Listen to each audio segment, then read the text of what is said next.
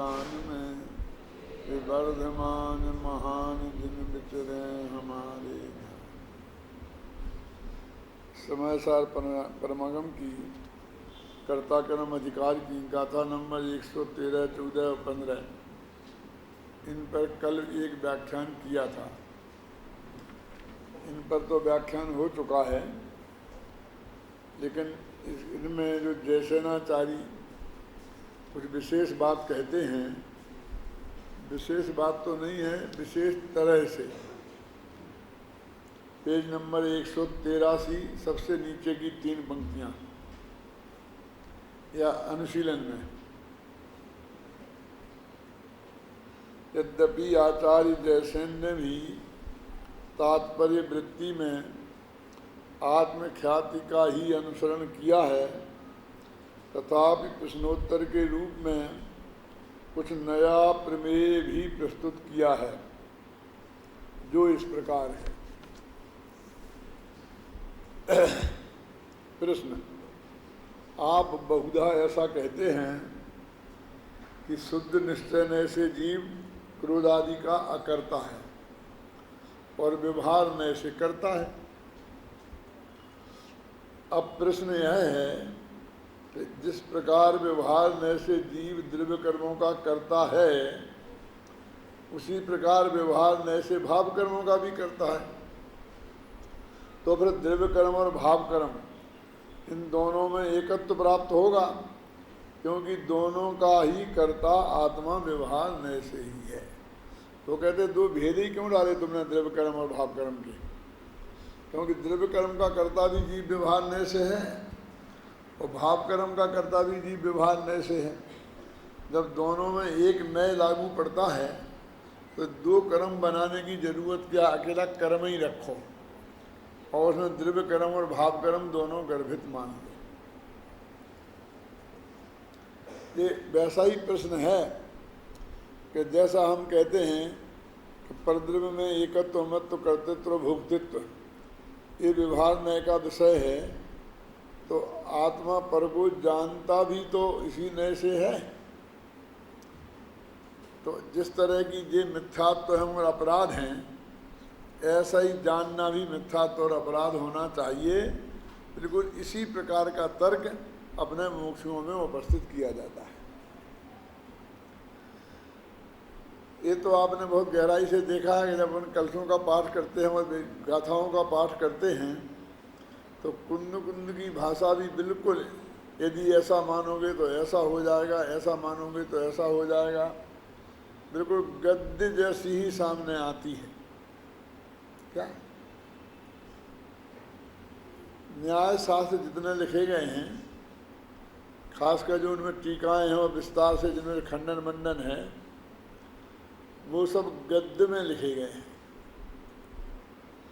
और उसका कारण ये है कि पद्य में ऐसी ताकत नहीं है जो तर्क और युक्तियों के भार को वहन कर सके। वो तो छंद और अलंकारों में तो बहुत मजा आ जाता है उसमें, समझे? किसी का वर्णन करना हो, नायक का, नायिका का, नगर का, तो पद्य बहुत बढ़िया काम करेगा। लेकिन एवं चेद एवं साध, एवं चेद एवं साध, यदि ऐसा मानोगे तो ऐसा हो जाएगा, ऐसा मानोगे तो ऐसा हो जाएगा, इसमें थोड़ी भाषा कमजोर पड़ती है। लेकिन पहले शुरू में तो सब पद्य में ही लिखा गया।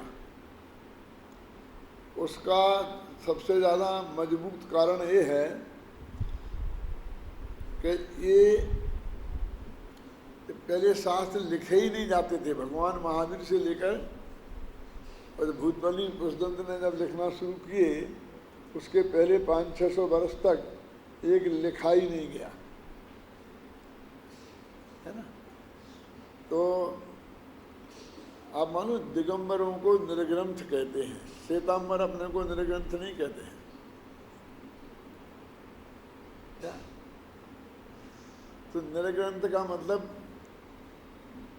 ग्रंथ माने परिग्रह, और परिग्रह से रहत तो है ही, लेकिन परिग्रह से रहत तो वे भी अपने को मानते हैं। कहते हैं तुमने 3 चीज़ें रखी, पिछी, कमंडल और शास्त्र। और और हमने 14 उपकरण रखे, बस इतना ही से तो फर्क है। यदि 3 उपकरण के रखते हुए भी आप निर्ग्रंथ हो सकते हो, तो हम 14 जो आवश्यक हैं उनके रखते हुए निर्ग्रंथ क्यों नहीं हो सकते। उनका तर्क ये है कि दिगंबरों के पास शास्त्र नहीं थे, ग्रंथ नहीं थे, इसलिए वे अपने को निर्ग्रंथ कहते हैं। यानी उनने तो भगवान महावीर की वाणी जो मौखिक चली आई ना, उसके आधार पर ही उनका धर्म चला, और हमारे शास्त्र तो पहले से थे। समझा, अर्थ समझ है ना, निर्ग्रंथ। और बात ऐसी भी है भी ऐसी, मतलब कि अपने यहाँ पिछी कमंडल तो अनिवार्य है, और वो साधु को खुद ही लेना पड़ता है। ये आजकल जो श्रावक लोग ले लेते हैं वो बात सही नहीं है। क्यों नहीं है सही? कि फिर साधु स्वतंत्र नहीं रहा, कहाँ जाना है उसे। जहाँ वो श्रावक चलेगा ना कमंडल पीछे लेके, उधर ही जाना पड़ेगा। श्रावक चला गया इधर और साधु चला गया इधर, तो बिना पीछे कमंडल के फिर वो क्या करेगा? तो उसे इतना ध्यान तो रहना ही पड़ेगा, कहीं नहीं श्रावक तो वहीं जाएगा जहाँ साधु जाएगा, लेकिन आ रहा पीछे के नहीं। ऐसा विकल्प तो बार बार देखने का आएगा ही ना। क्यों? अपना सामान किसी के साथ हो तो आपको भी ये विकल्प रहता है कि नहीं?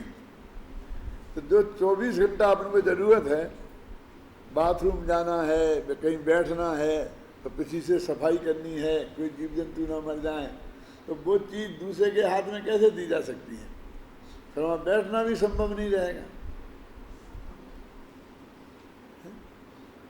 कहीं कहीं तो रास्ता ऐसा होता है कि एकदम बहुत जीव जंतु दिखाई देते हैं, तो वो अपनी पीछे से थोड़ा सा सफाई करके तो वहाँ पैर रख के आगे बढ़ते हैं, तो वो 4 कदम भी बिना पीछे के नहीं चल सकते। और मलमूत्र का भी ऐसा ही है, कभी भी आ सकता है, इसलिए सफाई का साधन भी 24 घंटा उन्हें उनके साथ रहना चाहिए, और वो किसी दूसरे को नहीं दे सकते हैं, पराधीन है। अब शास्त्र ऐसे हैं, मौखिक कितना याद रखें। एक शास्त्र की परमिशन है जो दिन के लिए बहुत आवश्यक होता है, इसलिए वे साधु लोग कोई एक किताब नहीं रखते हैं, अपनी एक डायरी टाइप रखते हैं, और उसमें वो सब नोट कर लेते हैं, क्योंकि इस किताब में जो चीज़ उन्हें चाहिए वो नहीं है, इसमें वो नहीं है, उसमें वो नहीं है, उसमें वो नहीं है। तो जो उनको दैनिक आवश्यक हैं, प्रतिक्रमणादि, उनका उसमें होता है, जैसे 10 भक्ति वगैरह हैं जो बोलना उनको ज़रूरी है। और भी जो महत्वपूर्ण चीज़ें होती हैं, जैसे समय सार की गाथाएँ वगैरह, वो सब उसमें अपने नोट कर लेते हैं वो। इसलिए जितनी भी ये किताबें मिलती हैं ना, पंचास्तिकाय संग्रह, द्रव्य संग्रह, ये सब संग्रह ग्रंथ हैं, वे उनके बनाए हुए नहीं हैं, वे लेखक नहीं हैं उसके। उनने अपनी रुचि के अनुसार यहाँ वहाँ जो गाथाएँ प्रचलित थी, जो उनके गुरु ने उन्हें पढ़ाई थी, तो उनने अपने लिए वो संग्रह कर ली थी। तो अपन कहते हैं ये फलाने मुनिराज का संग्रह है, और उसमें से हमने ये छापी है। फिर अपन छापते वक्त, लिखते वक्त उसे और व्यवस्थित कर देते हैं। तो बाद में जो ग्रंथ की बात आई ना कि निर्ग्रंथ, तो वो ग्रंथ का ऐसा अर्थ करते हैं। मेरे कहने का मतलब ये है, ग्रंथ माने गांठ भी होती है, ग्रंथि होती है ना, कि जिनके मन में कोई गांठ नहीं है, सीधा सरल व्यवहार है, वे निर्ग्रंथ हैं। तो ये जो गाथाएँ वो जयसेनाचार्य की है, वो यही तर्क देते हैं कि जिस नए से व्यवहार से कहा आपने, तो जब एक ही नया सब जगह लगा तो सबको एक सा व्यवहार करना चाहिए ना। देखो, पर को अपना मानना, उनका स्वामी बनना, उनका कर्ता भोक्ता बनना ये तो मिथ्यात्व है, लेकिन उनको जानना ये भी मिथ्यात्व है क्या? यदि ये मिथ्यात्व होता तो केवल ही सबसे बड़े मिथ्या दृष्टि होते, क्योंकि वे सबको जानते हैं। तो फिर एक ही नए क्यों लगाया? तो कहते हैं 4 में वो नए लगाना की अपेक्षा दूसरी है और जानने में नए लगाने की अपेक्षा दूसरी है, कि वो तन्मय होके नहीं जानते, इसलिए ये अपेक्षा है वहाँ परमात्मा प्रकाश में ये लिखा है। और अथवा कि वो पर आ गया ना, जहाँ पर आ जाए वहाँ व्यवहार लगा दो, पर के साथ कोई संबंध बताया जाए तो वहाँ व्यवहार लगा दो। यदि वो व्यवहार है तो उस व्यवहार से मिथ्यात्व तो नहीं होता। क्या समझे? तो ये जैसा वहाँ लगा ऐसा यहाँ कहते हैं कि एक क्रोध नामक जो कर्म है, जो कार्मांग वर्णा का पुद्गल का बना हुआ है, और एक जो गुस्सा अपन को आता है वो भी क्रोध है। इसे शास्त्रीय भाषा में बोलते हैं भाव कर्म और उसे बोलते हैं द्रव्य कर्म। और इन दोनों का कर्ता व्यवहार नय से भगवान आत्मा है, ये शास्त्र में कहा है। वो कहते हैं जब एक ही नय से दोनों का कर्ता है तो अज्ञानी भी, पर का तो अज्ञानी भी करता नहीं है, लेकिन अज्ञानी रागादिक का करता है, ऐसा भेद क्यों डाला? क्या देखो अब प्रश्न क्या आ रहा है, आवाज क्या कह रही?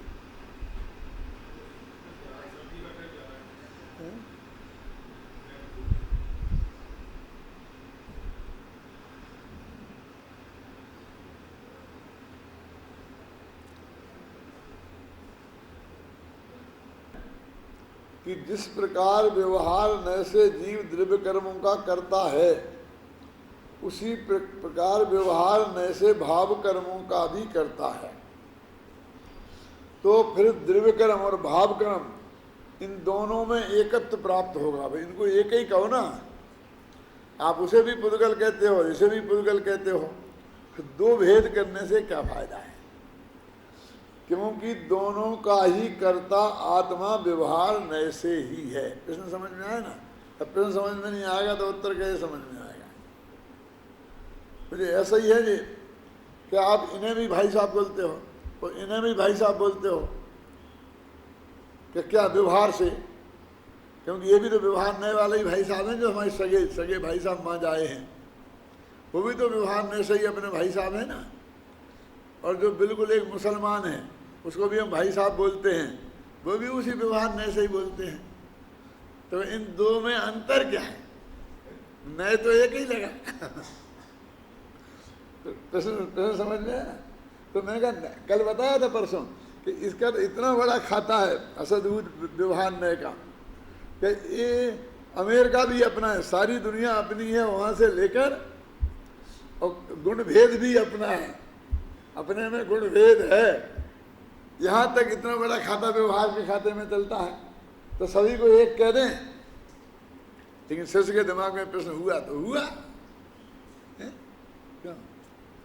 देखो उत्तर ऐसा नहीं है, क्योंकि जिस व्यवहार नय से रागादि भाव कर्मों का कर्ता आत्मा को कहा जाता है, उस व्यवहार नय को अशुद्ध निश्चय नय के नाम से भी कहा जाता है। यह कथन द्रव्य कर्मों से भाव कर्मों का तारतम्य दिखाने के लिए किया जाता है। देखो वैसे फर्क तो है, अभेद दिखाएं तो अशुद्ध निश्चय नय कहते हैं रागादिक को, और भेद दिखाएं तो व्यवहार बोलते हैं, बोलते ना। यहाँ उनको दूसरी बात समझानी है ना, तो वो भेद नहीं डालते हैं, कहते उसे तो अशुद्ध निश्चय नय से कहते हैं, और इसे व्यवहार से कहते हैं, क्योंकि उसने कहा था दोनों को व्यवहार से ही कहते हैं।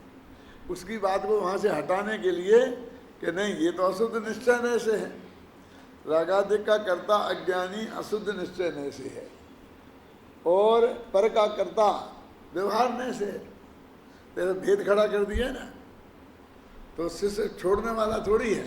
शिष्य कहता है हमने तो शास्त्र में कई जगह इसको भी व्यवहार नए से करता कहा है, देखा है। तो वो कहते हैं कि अरे भाई शुद्ध निश्चय नए की अपेक्षा अशुद्ध निश्चय नए को भी तो व्यवहार कह देते हैं, इसलिए व्यवहार का है, फर्क है लेकिन व्यवहार इसलिए का। अब देखो वास्तव में अशुद्ध निश्चय नए को थोड़ी व्यवहार कहते, सुनना क्यों कि वो तो राग और आत्मा का अभेद बताए।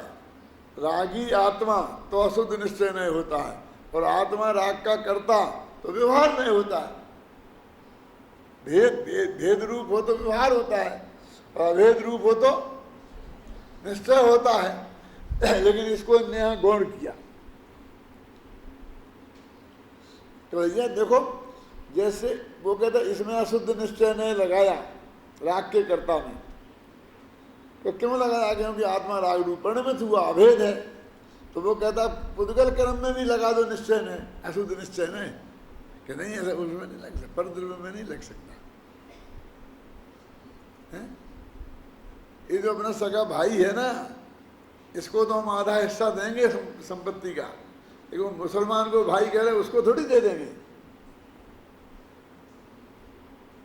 लेकिन नहीं तो एक ही लगा हमारे पास, भाई भाई भाई, इसमें भी वही उपचरित असद्भुत व्यवहार नहीं लगेगा, और उसमें भी उपचरित असद्भुत व्यवहार नहीं लगेगा। क्यों? स्त्री पुत्र मकान जायदाद रुपया पैसा नगर देश गांव सारी दुनिया, इतने में एक ही व्यवहार नहीं लगता है ना, उपचरित असद्भुत व्यवहार नहीं। खैर में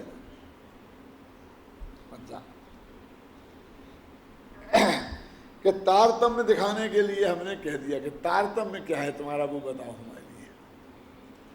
यद्यपि द्रव्य कर्म अचेतन है और भाव कर्म चेतन है। देखो अब यहाँ भेद किया, वहाँ भी दो अभी कहते आ रहे हैं ना कि अचेतन है अचेतन है, कितनी घिसाई करी थी अभी अचेतन की है? और फिर यहाँ कह रहे द्रव्य कर्म अचेतन है और भाव कर्म चेतन है, तथापि शुद्ध निश्चय नय की अपेक्षा भाव कर्म भी अचेतन ही है। और शुद्ध निश्चय नय से भाव कर्म को भी अचेतन कहते हैं। बोलो क्या करें? वो सामने वाला लड़ता है कि अचेत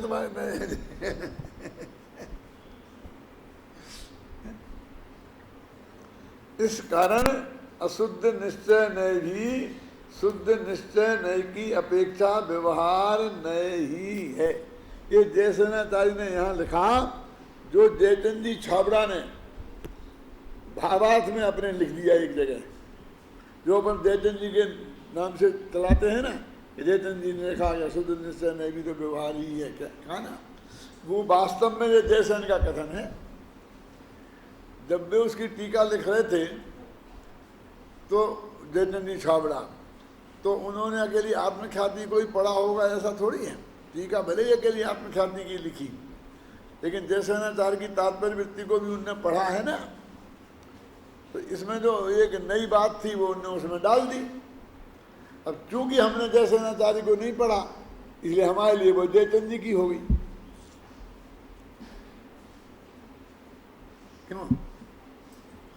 क्या तकलीफ जो आचार्य की थी वह पंडित की हो गई, इसलिए वजन कम हो गया उसका। फिर जो संस्कृत में थी वो हिंदी की हो गई।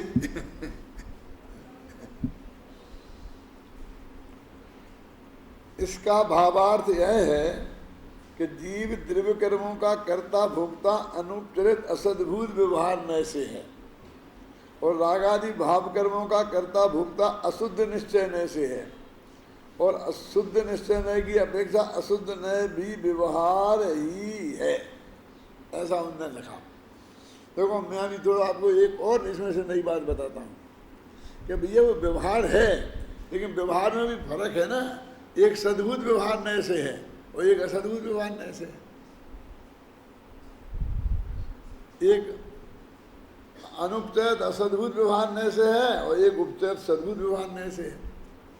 तो हम व्यवहार नय के भी तो बदल गए ना, लेकिन जब हमने अकेला व्यवहार का नाम लिया तो अकेला व्यवहार कहेंगे तो ऐसे ही बोल देंगे व्यवहार नय से है। अब उसमें चार में से कोई भी भेद हो सकता है, तो भेद भी है गहराई में जाएं तो, और ऊपर से कहेंगे तो भेद नहीं भी है। है ना। शास्त्रों में विभिन्न स्थानों पर विभिन्न प्रकार के कथन आते हैं। आत्मा को शुभाशुभ भावों का कर्ता भोक्ता कहीं तो व्यवहार ने से बताया है और कहीं अशुद्ध निश्चय ने से। देखो, इस प्रकार के कथन को पढ़कर चित्त में जो असमंजस हो जाता है उसका निराकरण तात्पर्य वृत्ति के उक्त कथन से भली भांति हो जाता है। निष्कर्ष के रूप में कहा जा सकता है कि इन गाथाओं का मूल प्रतिपाद्य यही है कि बंध के कारण रूप जो मिथ्यात्वादि प्रत्यय हैं, यह भगवान आत्मा उनसे भिन्न है। इस कारण यह भगवान आत्मा बंध का कारण भी नहीं है और बंध का कर्ता भोक्ता भी नहीं है। क्योंकि जैसे जो वर्णादि से भिन्न है वैसे रागादि से भी तो भिन्न है ना। क्या वर्णादि अनुरागादि तेने जो भाव को न्यारा किया, वर्णाद्या राग मोहादयो वा सर्वे भावा भिन्न वा से पुरुषा।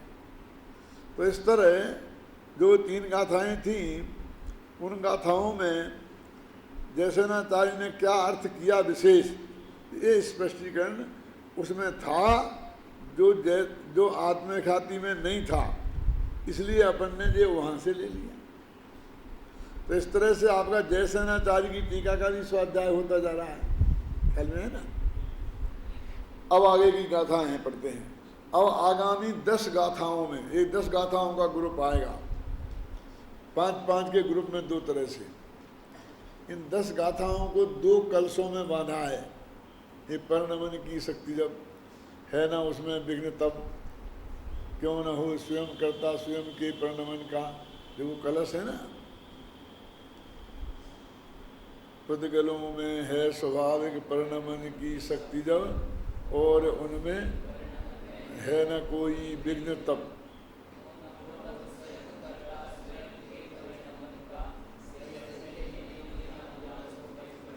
और इसके आगे के कलश में ये लिखा, जब जीव में है स्वयं शक्ति स्वयं के परिणमन की, ऐसा है ना। जब यहाँ पुद्गल में थी, अब उसमें जीव में आ गई।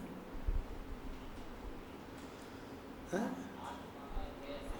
पढ़ो।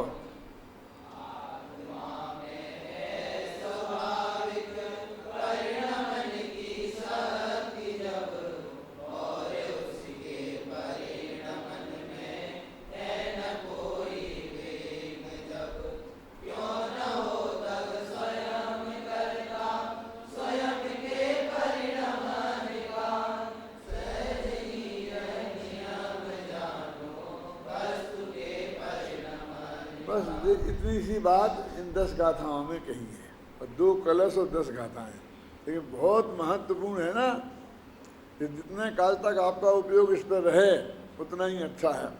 मैं एक पूछना चाहता हूँ, और उनके परिणमन में है न कोई विघ्न जब, ये संस्कृत में कौन सा शब्द है कि जिसका ये अनुवाद किया गया है? तो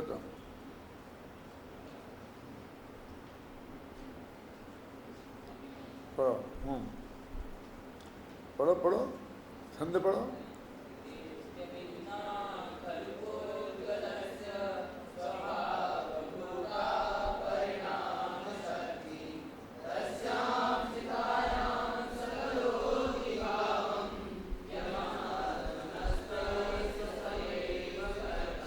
ये ना अवेगिना, अवेगिना शब्द है, स्थिति अवेगिना खलु पुद्गल से। ये अवेगिना का अर्थ है कौन सा? है न जिसमें कोई विघ्न जब। मुन शक्ति पड़ी है लेकिन अविघ्न पड़ी है, इसमें कोई विघ्न नहीं आए, ऐसी शक्ति पड़ी है। शक्ति होती है लेकिन उसमें विघ्न बहुत आते हैं बहुतों में। तो कहते हैं प्रणमन की शक्ति में कहीं कोई विघ्न नहीं आ सकता। माने जो द्रव्य स्वयं के प्रणमन को कर रहा है, तो कोई अगर उसमें विघ्न डाल देवे तो वो कुछ देर को रुक जाए प्रणमन करने को, ऐसा संभव नहीं है। इसका नाम अविघ्ना शक्ति है।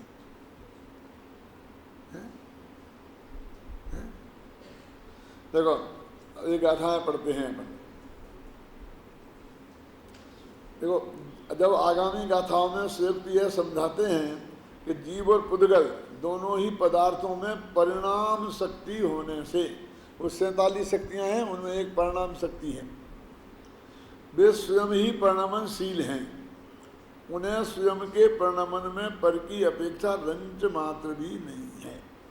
क्यों नहीं है भाई पर की अपेक्षा? तो कहते शक्ति ही उसे कहते हैं जिसमें पर की अपेक्षा ना हो। जिसमें पर की अपेक्षा हो उसे शक्ति नहीं, उसे कमजोरी कहते हैं। क्या कि थोड़ा तुम मेरे को सहारा दे देना, मैं बैठा हूं तो उठना है मुझे, कि लाठी रख लो, तो ये वो कमजोरी की निशानी है कि शक्ति की? तो कहते उसके परिणमन में ऐसी कोई कमजोरी नहीं है। जब 47 शक्तियों का वर्णन किया इसी समय सार में, तो आपने पढ़ा होगा, यदि गहराई से पढ़ा है तो उसमें एक प्रश्न है कि गुरुदेव बार बार कहते हैं ना कि यहाँ जो आत्मा की बात चल रही है वो दृष्टि के विषयभूत आत्मा की बात नहीं है, घबराना नहीं है। तो किसकी है? कि जिसमें अनंत गुण शामिल हैं और उनका निर्मल परिणमन शामिल है। निर्मल पर्याय को शामिल करीने बात से, तो अब पर्याय शामिल है तो वो दृष्टि का विषय तो नहीं रहा निर्मल। तो उनने कहा जब इतने तुमने परिणमन को शामिल कर लिया तो शक्तियों में, तो फिर रागादि विकार को भी शामिल कर लो, क्योंकि वो भी तो परिणमन ही है ना, जीव के ही। तो उन्होंने कहा वो नैमित्तिक भाव है, स्वाभाविक परिणमन नैमित्तिक भाव नहीं है। आप समझ रहे ना? नैमित्तिक भाव है तो उसमें तो पर की अपेक्षा लग गई ना, तो समझना। तो वो तो कमजोरी हो गई, शक्ति कहाँ रही? आत्मा की कमजोरी के कारण राग होता है और शक्ति के कारण तो वीतरागता में परिणमित होता है। शक्ति तो वीतरागता रूप परिणमित होने की है और कमजोरी के कारण राग हो जाता है। तो शक्तियों के प्रकरण में कमजोरी को शामिल कैसे किया जा सकता है? तो अब जरा इसमें एक और प्रश्न खड़ा करो। बोलो रमेश जी, लगाओ माथा। कि उसमें कर्म का उदय निमित्त है, क्या है? रागादिक में, और इसमें कर्म का क्षय निमित्त है।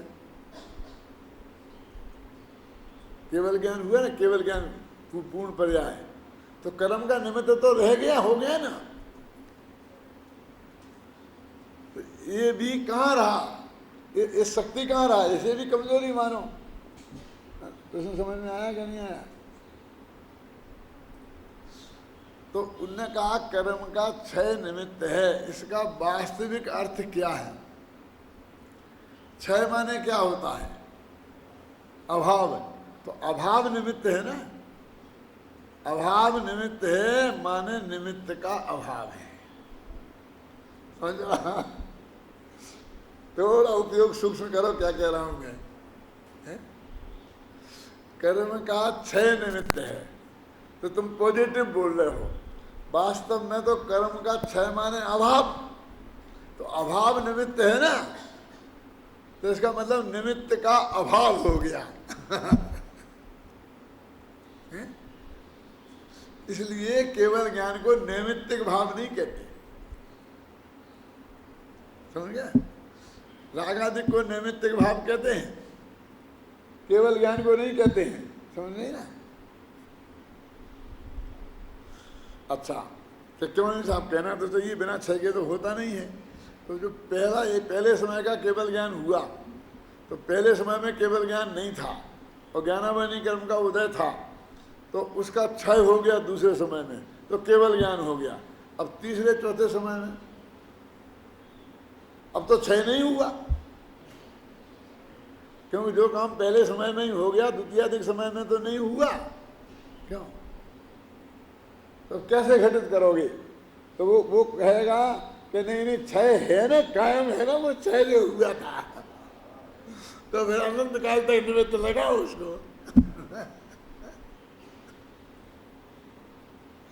क्या अभावात्मक निमित्त की क्या कीमत है? आज तक अभावात्मक निमित्त को कोई कहा जाता है कि हम ये कहें कि इंदिरा गांधी प्रधानमंत्री बन गई, क्यों बन गई? कि लाल बहादुर शास्त्री मर गए इसलिए बन गई। तो कोई मानेगा एक कारण है, तो लाल बहादुर शास्त्री मर गए इसलिए मैं क्यों नहीं हुआ? मैं शास्त्री था ना।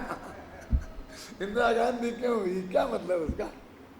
किसी तो 1 अरब लोग खड़े हैं, किसी के मरने से कोई होता होगा तो वो ही क्यों? लेकिन फिर भी अभावात्मक निमित्त की चर्चा भी होती है तो हम कह दी, लेकिन उसकी क्या कीमत है? देखो क्या बात चल रही थी अपनी। सर्वप्रथम गाथा 116 से 20 तक सांख्य मतनुयायी शिष्य को ध्यान में रखकर उद्गल द्रव्य को परिणाम स्वभावी सिद्ध करते हैं। सांख्य मत का अनुयायी शिष्य वहां गुरुदेव उनके सामने बैठा है। किनके? कुंद कुंद के सामने। देखो जरा इस पर निकालो अभी पेज गाथा पढ़ने के पहले।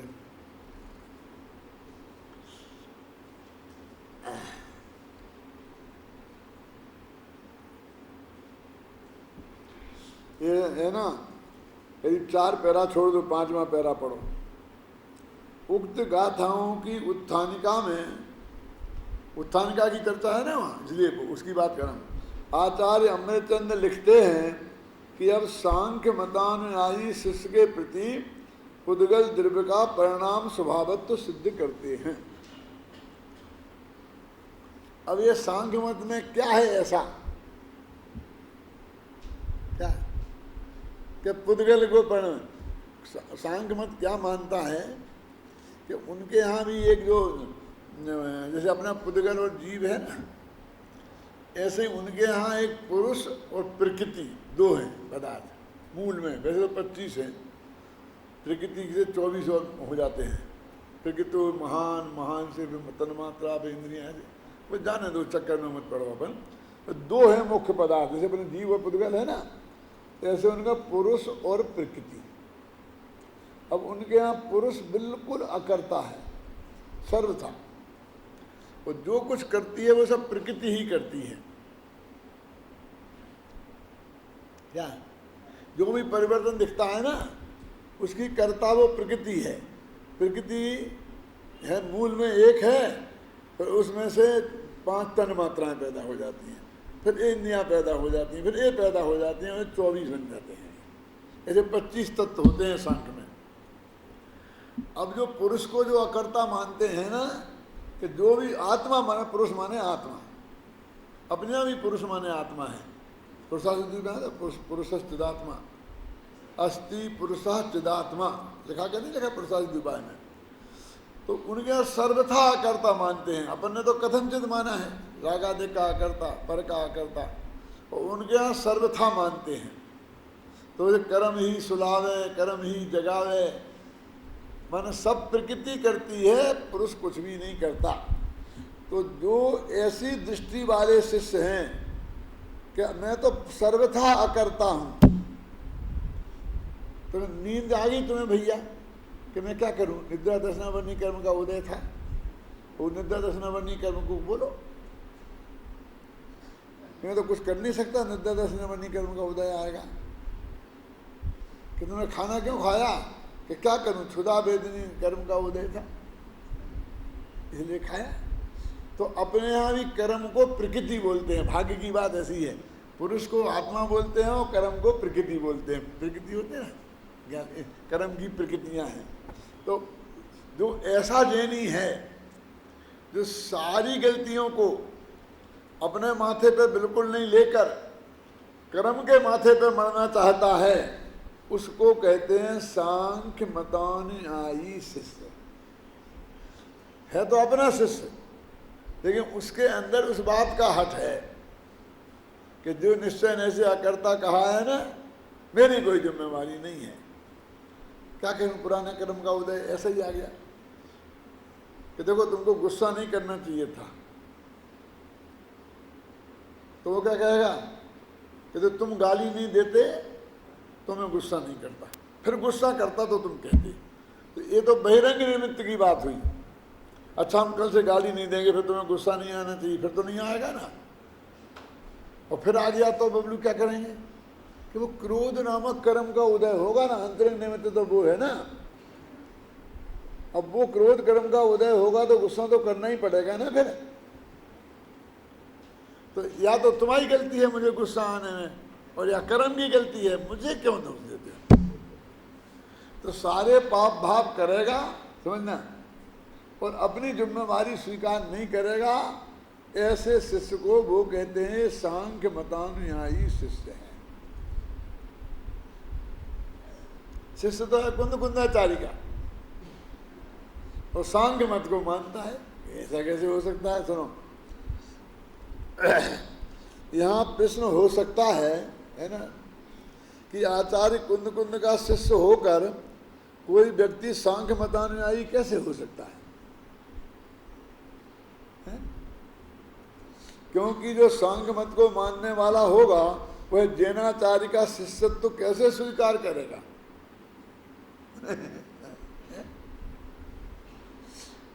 कोई व्यक्ति जैन धर्म की आस्था वाले हो करके भी, ऊपर से तो कहते हैं हम जैनी हैं, जैन धर्म सच्चा धर्म है, निश्चय नय के पक्ष को सुनकर जो निश्चयभाषी होते हैं ना, वे सांख्य मतानुयायी शिष्य हैं।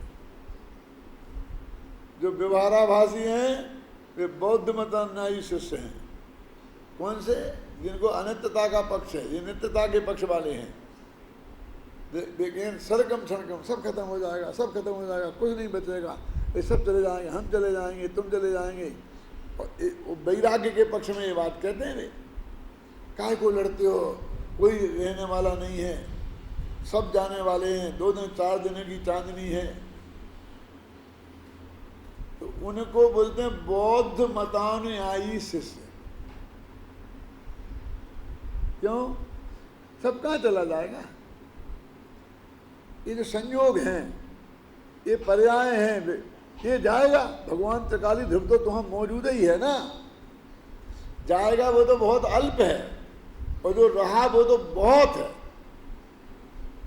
अरबों रुपया तुम्हारे बैंक में जमा है, वे तो सुरक्षित हैं, और जेब कट गई, रो रहा है। कितने के? 200 रुपये थे। यदि वो अपने को 200 रुपया है, वे तो सब साफ हो गया, अब वापसी की टिकट की व्यवस्था भी नहीं है, बस के पैसा भी नहीं है, अब तो मुझे पैदल जाना पड़ेगा। तो वो ऐसे रोता है, समझ गए ना।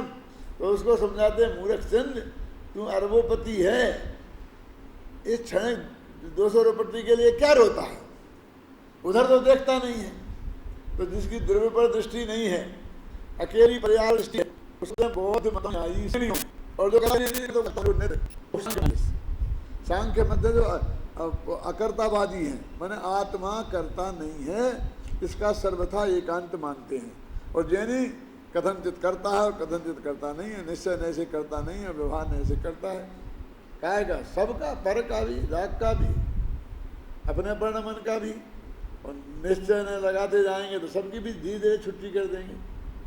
पहले पर की करेंगे, फिर राग की करेंगे, फिर अपने वर्ण मन में भी इस तरकीब से करेंगे कि करता तो तू ही है, लेकिन फेरफार करता नहीं है। फिर मत बाजार में आता है, तू चाहे कि मैं जैसा चाहूं वैसा होगा, तो ऐसा नहीं हो सकता। तो देखो, कोई व्यक्ति जैन धर्म की आस्था वाले होकर भी निश्चय नय के पक्ष को सुनकर उसके एकांत में चढ़ जाते हैं और वस्तु के परिणमन स्वभाव की उपेक्षा कर उसे सर्वथा अपरिणामी मानने लगते हैं। पुरुष को सांख्य लोग अपरिणामी मानते हैं, पुरुष माने आत्मा। तो ऐसे लोग यदि अपने आत्मा को अपरिणामी, बिल्कुल परिणमनशील नहीं है, परिणमन का नाम नहीं आ जाए, घुस ना जाए अंदर में, इसमें अंत के कलश निकालो, कितने कितने मार्मिक हैं, आप पता नहीं है। वो जो है ना 14 कलश एकांत वाले, बहुत मार्मिक हैं। देखो देखो आप कैसे कैसे मूर्ख हैं जैनियों में, वो बताएंगे आपको।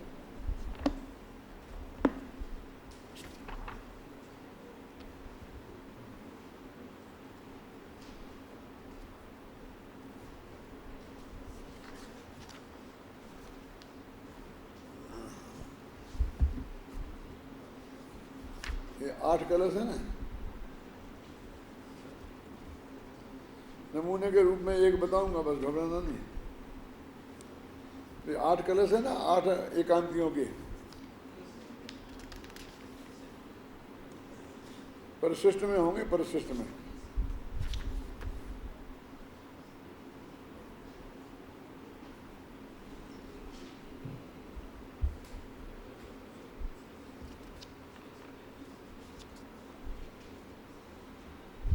देखो पेज नंबर निकालो 584।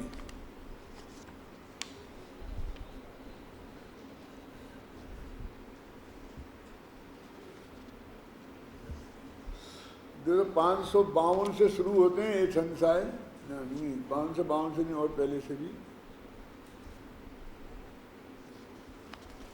एक छंद 248वां छंद, पेज नंबर 517 का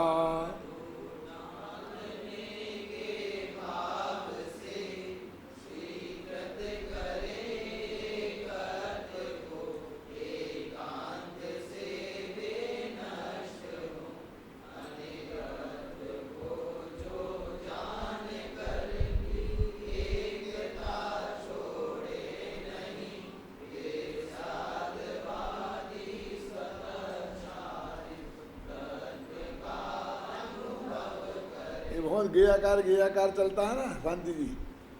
देखो गेयाकार रूप कलंक से स्वयं को मलिन मानकर उस को धो डालने की कल्पना करता हुआ अज्ञानी प्रगट रूप से अनेकाकार ज्ञान को एकाकार करने की इच्छा से अनेकाकार न मानकर नष्ट होता है।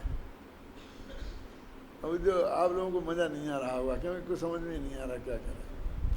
वो क्या है, वो क्या कहता है कि मैं ज्ञान गेयों को जानेगा, तो चूंकि गे अनेक हैं तो उन सबके आकार ज्ञान में भाषित होंगे, तो ज्ञान अनेकाकार हो जाएगा,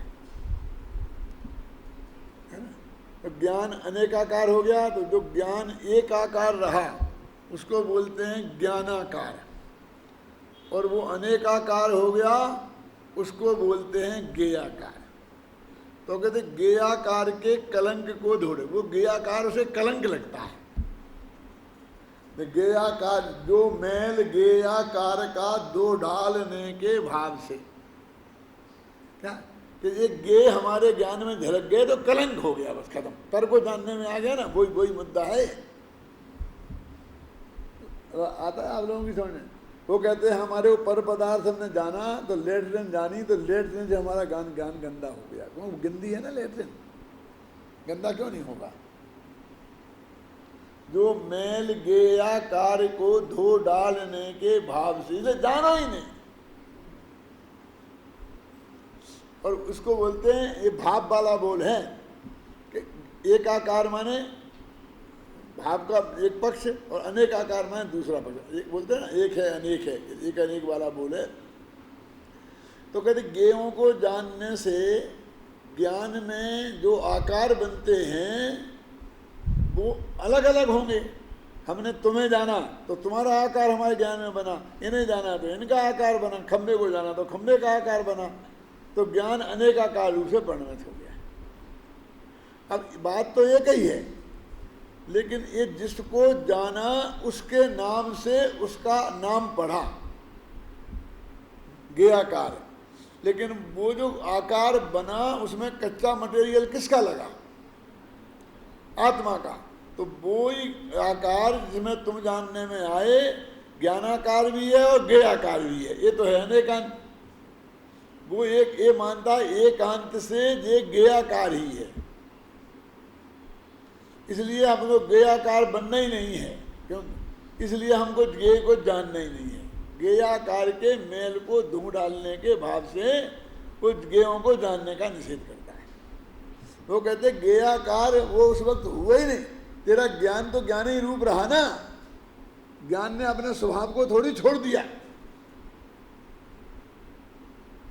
वो कहता जो गे झलकेंगे तो मान लो ज्ञान नष्ट हो गया, ये दर्पण में झलकेंगे सारे पदार्थ तो दर्पण टूट जाएगा, फूट जाएगा। गेय का झलकना उसे मैल लगता है। जो मैल गेयाकार का दो डालने के भाव से, देखो इसे मैल काय का अर्थ किया है बोलो संस्कृत में जो है, संत पढ़ो, ऊपर की पंक्ति पढ़ो।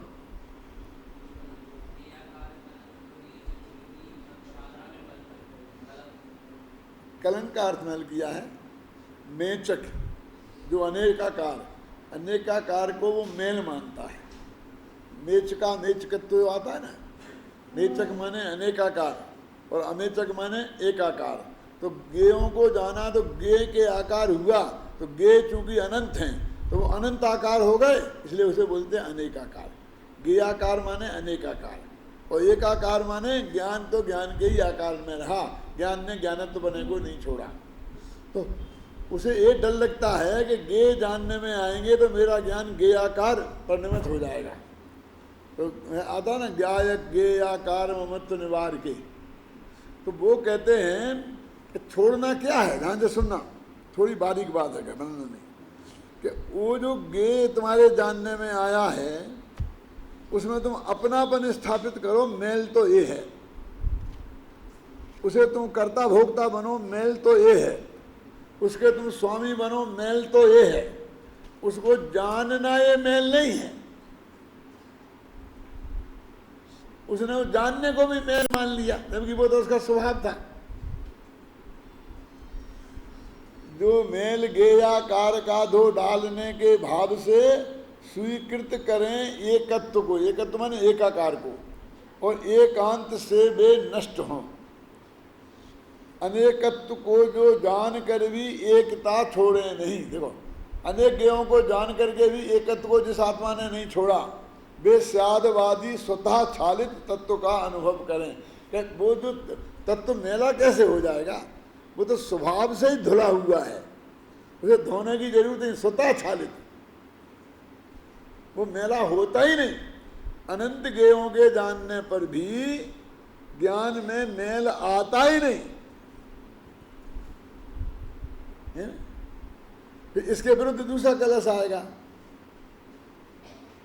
ये कहते हैं अभी गेयों को नहीं जानता है, वो कहते ज्ञानाकार ही नहीं है, मेरा तो ज्ञानाकार ही नष्ट हो गया, ज्ञानाकार ही नष्ट हो गया। तो ये ऐसे 8 कलश हैं और इसमें इतना ही इतना मरम भरा हुआ है, बहुत मार्मिक कलश हैं ये 8, जो हमारे दिमाग घूमते रहते हैं 24 घंटे। क्या देखो अब यहीं आ जाते हैं। इस दोष के भय से कहाँ कहाँ पेज आ गया, कौन सा पेज था भैया बना? हाँ 82 पे आ गए, क्या 81 में 82 में ही है, 86, हाँ 86 बोलो। हाँ इसका भावार्थ यद्यपि द्रव्य कर्म अचेतन है और भाव कर्म चेतन है, तथापि शुद्ध निश्चय नहीं की अपेक्षा भाव कर्म भी अचेतन ही है।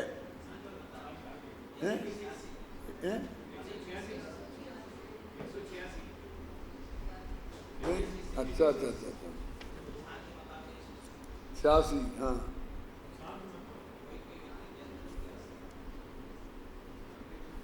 अभी तो अपन गाथाओं पे ही चल रहे भैया। हाँ अच्छा अच्छा अच्छा अब आ गया समझ। हाँ कुंद कुंद का शिष्य, कोई कोई व्यक्ति जैन धर्म की आस्था वाले होकर भी निश्चय नए के पक्ष को सुनकर उसके एकांत में चढ़ जाते हैं और वस्तु के परिणाम स्वभाव की उपेक्षा कर उसे सर्वथा अपरिणामी मानने लगते हैं। वे प्रकट रूप से तो जैन ही रहते हैं, पर उनकी अंतर मान्यता सांख्यों जैसी हो जाती है। ऐसे लोगों को यहाँ सांख्य मतानुयायी शिष्य कहकर संबोधित किया है। इन गाथाओं में संयुक्त यह सिद्ध किया गया है कि पुद्गल द्रव्य स्वयं परिणमनशील है, उसे अपने परिणमन में पर की रंच मात्र भी अपेक्षा नहीं है। भाई इतना जब पुद्गलों में परिणमन की शक्ति स्वयं है, इन 5 गाथाओं में सिर्फ ये सिद्ध किया। तो अगली 5 गाथाएं आएंगी तो ऐसी जीव में भी स्वयं परिणमन की शक्ति है, ख्याल में है ना। इसमें है अभिघ्ना, स्तेत्य अभिघ्ना खलु पुद्गलस्य, है ना। और जीव में क्या है? निरंतराया। देखो ध्यान रखे एक एक चीज कि वहाँ यहाँ अभिघ्ना लिखा और वहाँ निरंतराया लिखा। जगह छंद में जैसी होती है ना, इसे तेति जीवस्य निरंतराया स्वभावभूता परिणाम शक्ति, है ना। यहाँ निरंतराय लिखी, पर अपन ने आत्मा में है स्वाभाविक परिणमन की शक्ति जब, और यहाँ भी ऐसे अनुवाद किया है, सब पुद्गलों में है स्वाभाविक परिणमन की शक्ति जब। अपन ने कोई अंतर नहीं डाला, क्योंकि अपन को तकलीफ नहीं थी। एक जगह उनने अभिघ्ना लिखा और एक जगह निरंतराया लिखा, और हमने दोनों का अर्थ यही कह दिया है, स्वाभाविक। स्वाभाविक अर्थ किया, और है ना कोई विघ्न, जब ये निरंतराय का अर्थ हो गया। और उनके परिणमन में है ना कोई विघ्न जब एक छंद आप बोलते हैं ना, और हम वहाँ अपने घर से भी सुनते हैं, तो हमारी कली कली खिल जाती है। और इसे तुम अशुद्ध बोलो इन छंदों को, ये बर्दाश्त नहीं हो सकता। जैसे वो होता ना, जो नाचने वाले, जो गाने वाले, यदि वो कोई सामने वाला गा रहा हो और जरा उसमें उसके हिसाब से ये कर दे तो उसके माथे पर 3 सले पड़ जाते हैं। अपन को तो कुछ फर्क ही नहीं पड़ता है। कितना महत्वपूर्ण तत्व है ये पंक्तियों पे मेरे बहुत हृदय में अंदर से उल्लास आता है। आत्मा में है स्वाभाविक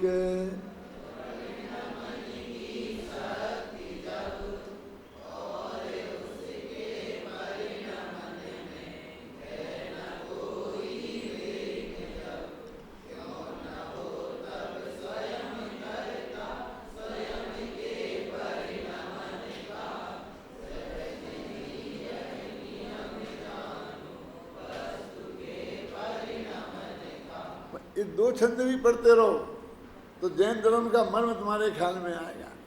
भाई पुद्गल में अपने परिणमन की शक्ति है, जीव में अपने परिणमन की शक्ति है। अब तुम जबरदस्ती उसके पीछे के जीव को पुद्गल परिणमाए, पुद्गल को जीव परिणमाए, इसी क्या जरूरत है? जीव अपने आप परिणमन करता है, पुद्गल अपने आप परिणमन कर सकता है।